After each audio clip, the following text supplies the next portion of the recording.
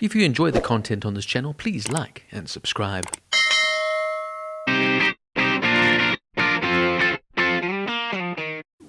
One Life is a 2023 biographical drama film directed by James Hawes. Based on the true story of British humanitarian Nicholas Winton, the film alternates between following Anthony Hopkins as a 79-year-old Winton reminiscing on his past, and Johnny Flynn as a 29-year-old Winton attempting to help groups of Jewish children in German-occupied Czechoslovakia to hide and flee in 1938 and 1939, just before the beginning of World War II. Helena Bonham Carter, Lena Olin, Romola Garai, Sharp and Jonathan Pryce co-star in supporting roles. One Life had its world premiere at the Toronto International Film Festival on September 9, 2023, and its European premiere at the 2023 London Film Festival. It was released in the United Kingdom on the 1st of January 2024 by Warner Bros. Pictures, and later in the United States on the 15th of March 2024 by Bleecker Street. The film received mostly positive reviews, with praise for the performances of the cast, particularly that of Hopkins and Bonham Carter. Just a little bit of background on the Sudetenland crisis. The military occupation of Czechoslovakia by Nazi Germany began with the German annexation of the Sudetenland in 1938, with the creation of the Protectorate of Bohemia and Moravia, and by the end of 1944 extended to all parts of Czechoslovakia. Following the Anschluss of Austria in March 1938 and the Munich Agreement in September of that year, Adolf Hitler annexed the Sudetenland from Czechoslovakia. The loss of Sudetenland was detrimental to the defense of Czechoslovakia. As a consequence, the incorporation of the Sudetenland into Germany that began on 1st of October 1938 left the rest of Czechoslovakia very weak. The Munich Agreement was an agreement reached in Munich on the 30th of September 1938 by Nazi Germany, Great Britain, the French Republic and the Fascist Italy. The agreement provided for the German annexation of part of Czechoslovakia, known as the Sudetenland, where more than 3 million people, mainly ethnic Germans, lived. The region was founded after World War I, when Austria and Hungary was dismembered, and the Sudeten Germans found themselves living in the new country of Czechoslovakia. Later in 1938, provoked by pan-Germanist demands of Nazi Germany that the Sudetenland must be returned and be incorporated as one with Germany. This of course led to many Jewish refugees fleeing from the Sudetenland into now the capital of Czechoslovakia, namely Prague. And this is of course where Nicholas Winton comes in. Now just a little bit about the real Nicholas Winton. Sir Nicholas George Winton was a British stockbroker and humanitarian who helped to rescue Jewish children who were at risk of being murdered by Nazi Germany during the Holocaust. He was born on the 19th of May 1909 to German Jewish parents who had immigrated to Britain at the beginning of the 20th century. Winton assisted in the rescue of 669 children, most of them Jewish, from the Czechoslovakia on the eve of World War II. On a brief visit to Czechoslovakia, he helped compile a list of children needing rescue, and in returning to Britain he worked to fulfill the legal requirements of bringing the children to Britain and finding homes and sponsors for them. The operation was later known as Czech Kindertransport. His humanitarian accomplishments remained unknown and unnoticed by the world for nearly 50 years, until 1988, when he was invited to the BBC television programme That's Life, where he was reunited with dozens of the children he had helped come to Britain and was introduced to many of their children and grandchildren. The British press celebrated him and dubbed him the British Schindler.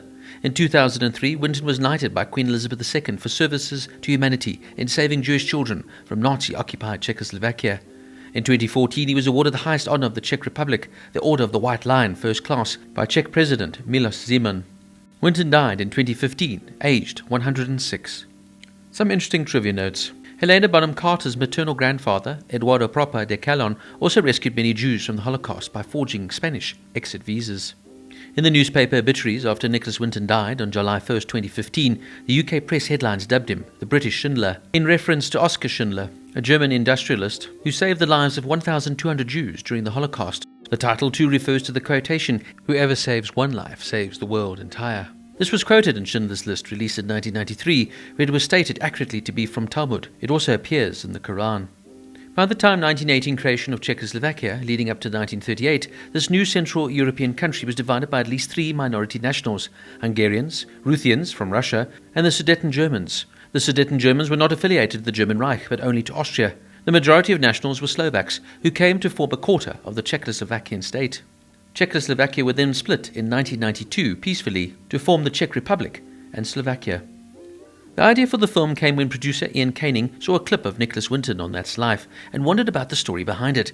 He and Emily Sherman, who together had recently established their Seesaw Films company, went to visit Winton, then 101 years old, in 2010. Caning described him as humble, generous and also incredibly kind, saying Winton was reluctant to be painted as a hero on screen. He would say he believed that we all have the capacity to do the right thing at the right time.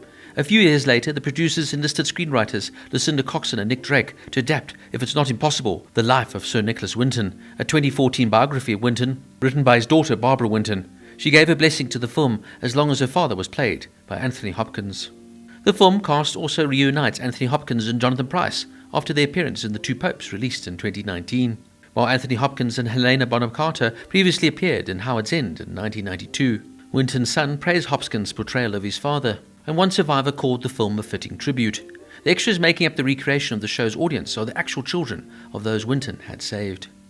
The film, however, did garner some controversy. The film's publicity campaign sparked outrage when the predominantly Jewish heritage of the children on the Kindertransport was omitted, and they were instead described as Central European. Following protests, BBC Film changed the film's description, writing instead that Winton had saved predominantly Jewish children via the Kindertransport.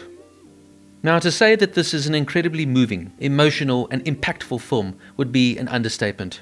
I even found myself tearing up at times, particularly the scene, of course, where Winton is now reintroduced to the people that he saved, who have all now become adults and have children and grandchildren even of their own, and now have gone on to live healthy and successful lives, all because a small group of people put their lives at risk, worked endlessly and tirelessly to find these children homes within the UK before the Nazis arrived on their doorstep. The mere fact that 15,000 children were taken to concentration camps from the Sudetenland and only 200 survived just shows you the enormity of what Nicholas Winton achieved. He literally saved 669 children, many of whom, of course, would never ever see their parents again, as they would be whisked off to the camps to meet their fates. It's a truly tragic tale, as are many tales surrounding World War II, particularly when you know exactly that it is true and that this really happened to these people, and that the tyranny of the Nazis led by Adolf Hitler could wage such unhappiness, destruction, and sweep like a plague throughout Europe, where people were literally running in fear, having to wave goodbye to their children, knowing full well they'd never ever see them again. In spite of all that darkness, there is a ray of hope, and I'm so glad that I've learnt about the real Nicholas Winton and the people that helped him in this operation. That's what films like this are for, to highlight these stories from World War II, to highlight lesser-known stories of hope, compassion, and the remarkable humanitarian effort that was put forth by a man who didn't do it to become a hero, for fame or fortune, but did it because it was the right thing to do. And so in many ways this film is incredibly inspiring, albeit heartfelt, sad and awful that he was even forced to have to do this. Winton himself is an absolute hero and should never be forgotten. Often I use the expression lest we forget, and I feel it's important that films like this are made to understand just the enormity of how awful war can really be, and how we should learn from these mistakes and not repeat them, but unfortunately we do so over and over again. The performances in this film are absolutely outstanding. Another fantastic performance here from Anthony Hopkins, who plays the older version of Winton perfectly, and it's another superb performance here from Johnny Flynn, who becomes a more and more well-rounded actor every time I see him. Helena Bonham Carter also lends her adroitness to the film, as does Lena Olin. And it's a stunning performance here from Romola Garai as Doreen Warrener, an English Kindertransport humanitarian helping on site in Czechoslovakia. Not to mention Alex Sharp as Trevor Tradwick, another humanitarian who actually accompanied some of the children during their escapes via train. This is truly a breathtaking, inspiring story, and I urge everybody to watch this film. No, it's not easy viewing, but it needs to be seen. You need to understand the heroism that these people showed in face of great danger, and how they gave at least some children a second chance at life. For as cruel as humanity can be at times, there is still that little ray of hope to show that not all people are bad, and that there is some good within the world. From its phenomenal acting, brilliantly told story, and bringing to the forefront the story of this remarkable man and his friends who saved so many, one life, it's a 9.5 out of 10.